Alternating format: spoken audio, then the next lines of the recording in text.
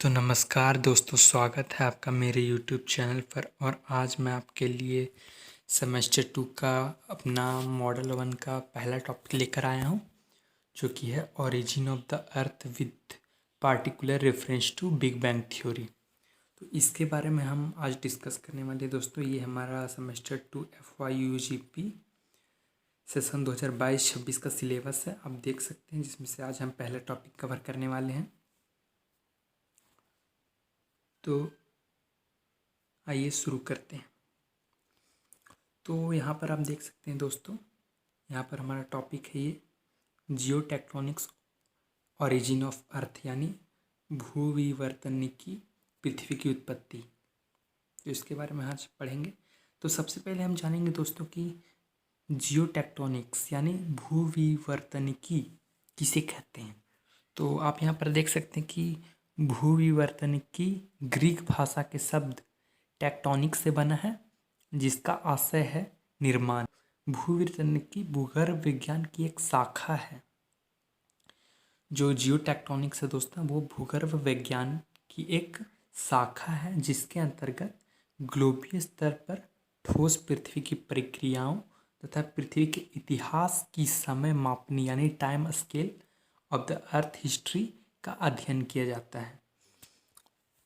इसके बारे में मेरियम वेबस्टर डिक्शनरी के अनुसार कहना था उनका कि भूविवर्तनिकी वलन तथा भ्रंशन से उत्पन्न भूपटल से चट्टानी भागों के आकार, व्यवस्था तथा संरचना से संबंधित होती है। वहीं दूसरी ओर जर्मन भूगोलवेत्ता WH स्टीले का कहना था कि भूविवर्तनिकी के अध्ययन में सबसे अग्रणी भूगर्भवेत्ता ये थे डॉक्टर WH स्टीले, और इन्होंने सन 1932 से 1950 के मध्य बर्लिन विश्वविद्यालय में प्रोफेसर रहे। स्टीले ने भूमंडलीय विवर्तनिकी घटनाओं के इतिहास का अध्ययन करने के साथ साथ भूगर्भिक इतिहास का वर्गीकरण भी प्रस्तुत किया है। स्टीले के बारे में एक और अन्य बात है कि बाद में स्टीले के भूमंडलीय विवर्तनिकी का अनुसरण करते हुए जर्मन वैज्ञानिक एडवर्ड स्वेस ने महाद्वीपीय विस्थापन का सिद्धांत प्रस्तुत किया। यानी स्टीले के भूमंडलीय विवर्तनिकी का अनुसरण करते हुए, यानी उसके कथन को एकत्रित करते हुए वैज्ञानिक एडवर्ड स्वेस ने महाद्वीपीय विस्थापन का सिद्धांत प्रस्तुत किया। तो अब हम अगला जानते हैं कि जो पृथ्वी की उत्पत्ति हुई थी वो बिग बैंग सिद्धांत के विशेष संदर्भ में कैसे हुई थी। उस टॉपिक के बारे में हम सबसे पहले जानें। तो इसमें सबसे पहला टॉपिक हमारा सौरमंडल। तो सौरमंडल के बारे में आप जानते होंगे, जिसे हम अंग्रेजी में सोलर सिस्टम के नाम से भी जानते हैं। सौरमंडल के अंतर्गत सूर्य एवं सभी 8 ग्रह और उनके उपग्रह यानी अवनांतर ग्रह, पुच्छल तारे व उल्कापिंड सम्मिलित है। यानी सौरमंडल के अंतर्गत आपका सूर्य, 8 ग्रह, उपग्रह या अवनांतर ग्रह, पुच्छल तारे या उल्कापिंड सम्मिलित हैं। सूर्य से दूरी के अनुसार ग्रहों का क्रम बुध, शुक्र, पृथ्वी, मंगल, बृहस्पति, शनि, अरुण व वरुण है। यानी सबसे पहले सूर्य से सबसे कम दूरी वाला ग्रह आपका बुध है, यहाँ पर आप देख सकते हैं बुध, और सबसे अंतिम दूरी वाला ग्रह है वरुण। जबकि आकार के क्रम में बृहस्पति, शनि, अरुण, वरुण, पृथ्वी, शुक्र, मंगल, बुध है। सौरमंडल का केंद्र या जनक सूर्य है, यानी पूरे सौरमंडल का जो केंद्र है वो सूर्य है। बुध, शुक्र, पृथ्वी तथा मंगल ग्रह सूर्य के समीप स्थित होने के कारण भीतरी ग्रह यानी इनर प्लैनेट कहलाते हैं, जबकि बृहस्पति, शनि, अरुण एवं वरुण बाह्य ग्रह कहलाते हैं। यहाँ पर आप देख सकते हैं बुध, शुक्र, पृथ्वी, मंगल ग्रह वो ठोस अवस्था में पाए जाते हैं, यानी सॉलिड अवस्था में पाए जाते हैं, इसलिए इन्हें पार्थिव ग्रह कहते हैं, यानी टेरेस्ट्रियल प्लैनेट भी कहते हैं।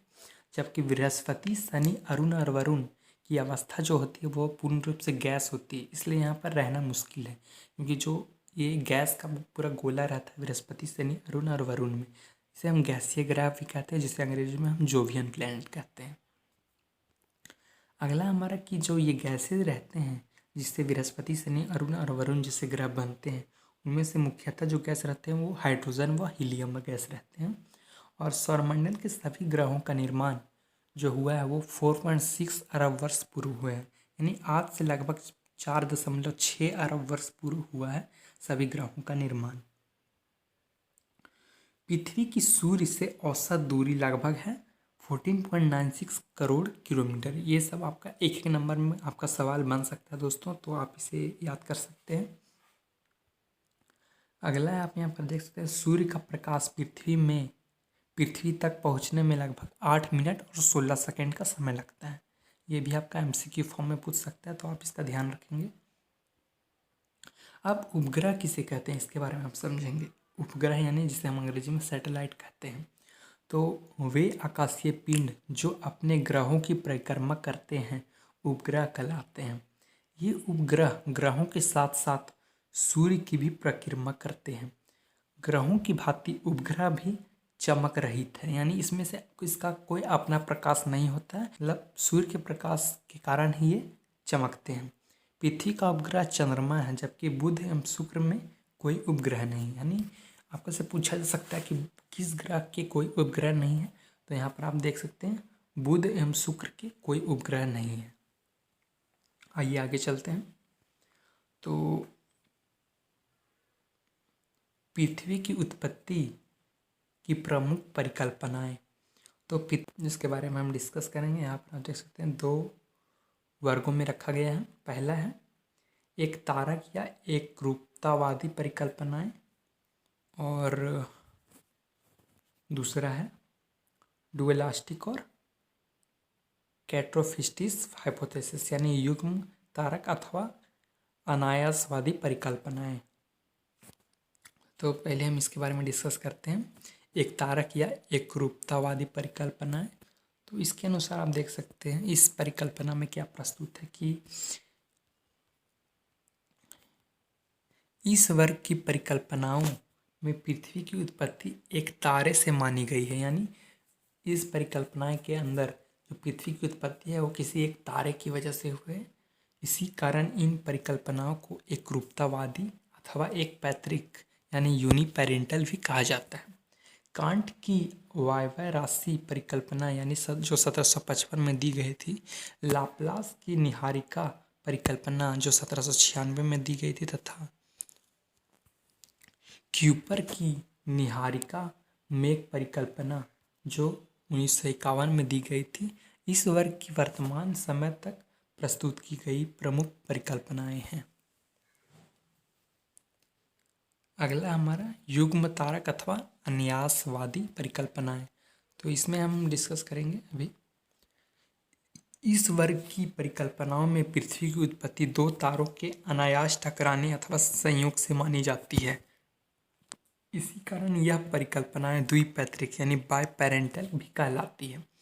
बफन की टक्कर परिकल्पना जो 1845 में दी गई थी, जीन्स तथा जेफ्रे की ज्वारीय परिकल्पना जो 1919 तथा फ्रेंड हायल की नवतारा परिकल्पना जो 1945 में दी गई थी, वह इस परिकल्पना के प्रमुख सिद्धांत में आते हैं। अगला है मेन टॉपिक, ये हमारा है बिग बैंग थ्योरी, जो कि काफ़ी ज़्यादा इम्पोर्टेंट है एग्जाम पॉइंट ऑफ व्यू से भी, आप इसे ध्यानपूर्वक से समझेंगे। तो ऐसा माना जाता है कि जो ब्रह्मांड की उत्पत्ति के संदर्भ में नवीनतम एवं सर्वमान्य सिद्धांत, जिसे विस्तारित ब्रह्मांड परिकल्पना के नाम से जाना जाता है, जो बिग बैंग थ्योरी है यानी महाविस्फोट का सिद्धांत है। एबे जॉर्ज लेमेंटर तथा E.M. द्रोबेशवरिस्की ने बिग बैंग सिद्धांत का प्रतिपादन किया। यह सिद्धांत मानता है कि ब्रह्मांड का जन्म एक महाविस्फोट या बिग बैंग से हुआ है, जिसका विस्तार आज तक हो रहा है। यानी एक जो ब्रह्मांड का जो निर्माण हुआ है, कहा जाता है कि एक बिंदु से यानी एक परमाणु से हुआ है, जिसका जो अचानक उसका आकार बढ़ने से वह फट गया और उसका विस्तार आज तक हो रहा है। यहाँ पर आप देख सकते हैं और यह लगातार फैलता ही जा रहा है। यानी ब्रह्मांड का जो डेंसिटी है यानी जो घनत्व है वो इनफाइनाइट है, यानी आज तक वो फैल रहा है। उसका वॉल्यूम आज से लगभग 13.7 अरब वर्ष पूर्व बिग बैंग प्रक्रिया का प्रारंभ हुआ, जिसमें एक अति छोटे गोलक या एकाकी परमाणु में भीषण विस्फोट हुआ, जिसमें उसका वृहद विस्तार हुआ। यह गोलक या परमाणुओं का अध्ययन अति सूक्ष्म था, लेकिन तापमान तथा घनत्व अनंत था। वैज्ञानिकों ने एक ऐसी ऊर्जा की परिकल्पना की है जो ब्रह्मांड के फैलने की गति को बढ़ाती जा रही है, जिसे हम डार्क एनर्जी कहते हैं। यह अनुमानित है कि ब्रह्मांड का 70% भाग इसी डार्क एनर्जी का है।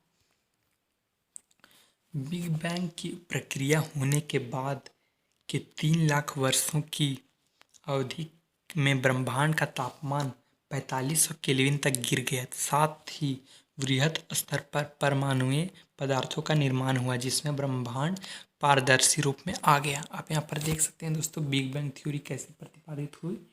सबसे पहले जो पूरा ब्रह्मांड था वो एक बिंदु में समाया हुआ था, इस केंद्र में आपका समाया हुआ था, लेकिन यह धीरे धीरे फैलता गया और अचानक यह बिंदु एक दिन फट गया और उसके फटने से ब्रह्मांड जो है वो आज तक फैल ही रहा है। ये पूरा ब्रह्मांड है वो आज तक फैल ही रहा है और इसका जो वॉल्यूम है यानी जो इसका एरिया है वो इनफाइनाइट है। आप इसका चित्र बना सकते हैं अपने एग्ज़ाम में और काफ़ी ज़्यादा इम्पोर्टेंट टॉपिक है ये, तो आप इसे ज़रूर पढ़ लें। अगला है हमारा तारों का निर्माण। तो तारों का निर्माण कैसे होता है उसके बारे में हम जानेंगे कि एक आकाशगंगा के निर्माण का प्रारंभ हाइड्रोजन गैस के विशाल बादल के एकत्रण से हुआ है, जिसे हम निहारिका के नाम से जाना जाता है। इस निहारिका में क्रमशः विस्तार होने से असंख्य गैस के झुंड विकसित हुए हैं।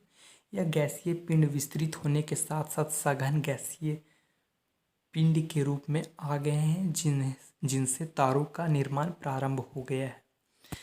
वैज्ञानिकों का मानना है कि तारों के निर्माण की प्रक्रिया 5 से 6